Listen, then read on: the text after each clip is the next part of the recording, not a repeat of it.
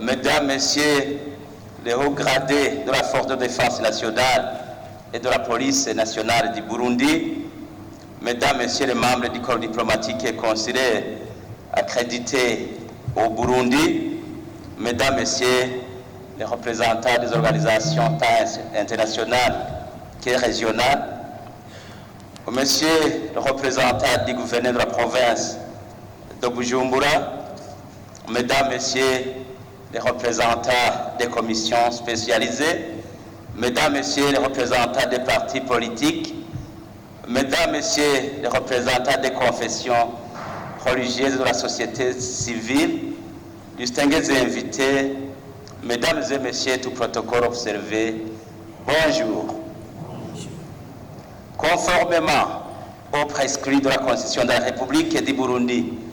en son article 138, qui stipule que lors de leur entrée en fonction, les membres du gouvernement prêtent solennellement le serment reçu par la Cour constitutionnelle devant le Parlement et le Président de la République, considérant la loi numéro 1/09 du 17 mars 2005 portant distinction des fonctions politiques et des fonctions techniques, considérant aussi la loi numéro 1/05 du 17 mars 2025 portant modification de la loi numéro 1/09 du 13 novembre 2020 portant organisation générale de l'administration publique, considérant également le décret numéro 100/018 du 17 septembre 2025 portant modification du décret numéro 100/002 du 5 août 2025 portant structure et fonctionnement et mission du gouvernement de la République du Burundi, considérant en fait le décret numéro 100/002 du 23 janvier 2026 portant nomination de certains membres du gouvernement. L'honneur me choisit de vous présenter le déroulement de cette cérémonie de prestation de serment de certains membres du gouvernement qui s'articulera autour de deux grands moments. En premier lieu, nous aurons la prestation de serment de deux nouveaux membres du gouvernement dans l'ordre qui suit. Monsieur Alfred Ahingejeje, ministre de la Justice, des droits de la personne humaine et du genre, et M. Damien Nionguru, ministre des Infrastructures, des Logements sociaux, des Transports et de l'Équipement. En deuxième lieu, suivra la prise de photos de la nouvelle famille de tous les membres du gouvernement qui aura lieu juste devant la porte d'entrée de l'Ouest. Avant de commencer, nous voudrions demander aux uns et aux autres de bien vouloir mettre vos portables dans un mode qui ne puisse pas perturber le bon déroulement de cette cérémonie. Je vous remercie. À présent, j'invite les nouveaux membres du gouvernement à venir prêter leur serment dans l'ordre déjà annoncé.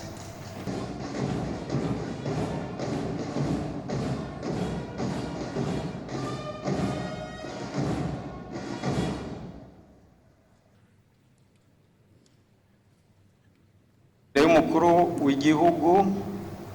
imbere y'inama nshingamateka n'inama nkenguzamateka,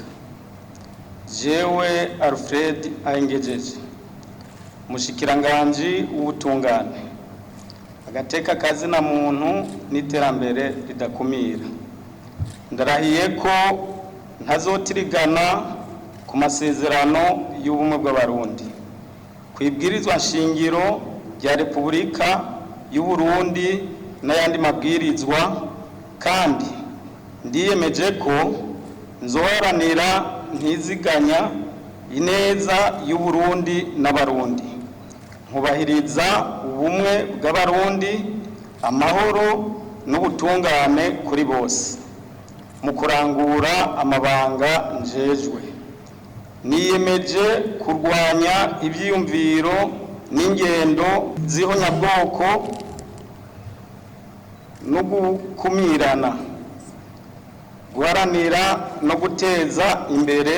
agateka kazina muntu nako abenegihugu bose.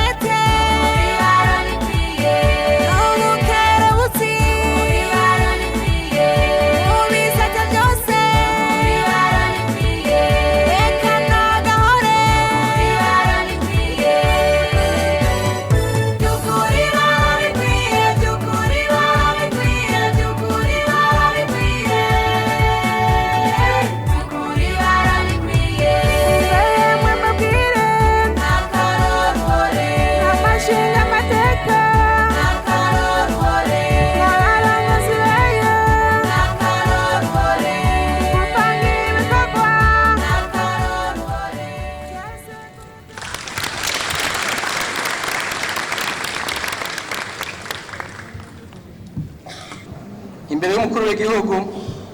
imbere y'inama nshingamateka, inama nkenguzamateka, jewe Damien Niyonkuru, umushikiranganji w'inyubako, uburaro rusangi, ugutwara abantu n'ibintu n'ibikoresho, ndarahiye ko ntazotirigana ku masezerano y'ubumwe bw'abarundi, kwibwirizwa shingiro rya Repubulika y'u Burundi n'ayandi mabwirizwa, kandi ndiyemeje ko nzoharanira ntiziganya ineza y'u Burundi n'abarundi, nkubahiriza ubumwe bw'abarundi, amahoro n'ubutungane kuri bose, no kurangura amabanga jejwe. Ndiyemeje kurwanya ivyiyumviro n'ingendo z'ihonyabwoko no gukumirana, guharanira no guteza imbere agateka kazina muntu nako abenegihugu bose.